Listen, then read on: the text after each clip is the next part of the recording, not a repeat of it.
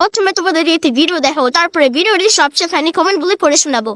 ওগো আজকে আবারও গেট রেডি। কি আর করবো বলো, গেট রেডি কুইনের সঙ্গে থাকতে গেলে এগুলো তো করতেই হবে। আগের দিন সবাই বলেছিল যে হুডির উপরে কেন জ্যাকেট পরছি, আজকেও সেমটা করবে নাকি? আরে এইগুলো যারা বলে তারা তো বোঝে না যে এখানে কতটাই ঠান্ডা পড়েছে। খালি এরকম হুডি পরে বাইরে বেরোনো অসম্ভবই ব্যাপার। আজকে যেমন এই হুডিটা ভালো লাগছিল, মনে করেছিলাম যে এটাই পরবো। তুমি কি ভুলে আছো যে তোমাকে গাড়ি চালাতে হবে? তার জন্যই তো আবার জ্যাকেটটাও পরে নিতে হলো।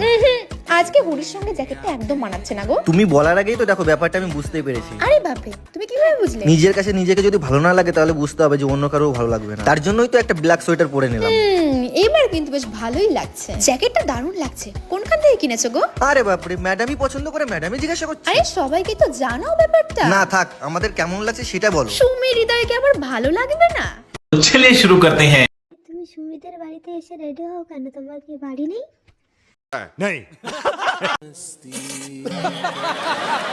হ্যাঁ, আমরা তো মঙ্গল গ্রহে থাকি, তাই আমরা বুঝি না যে ওখানে কত ঠান্ডা পড়েছে। अच्छा है मैं अंधा। ছাত্রীটা এমন করে হাঁটছে যেন হেগে ফেলেছে। बड़ा हरामी हो बेटा। তাকে যতই ধোয়া হোক না কেন, সে কোনোদিন কোকিল হবে না। प्यारी समझ गई।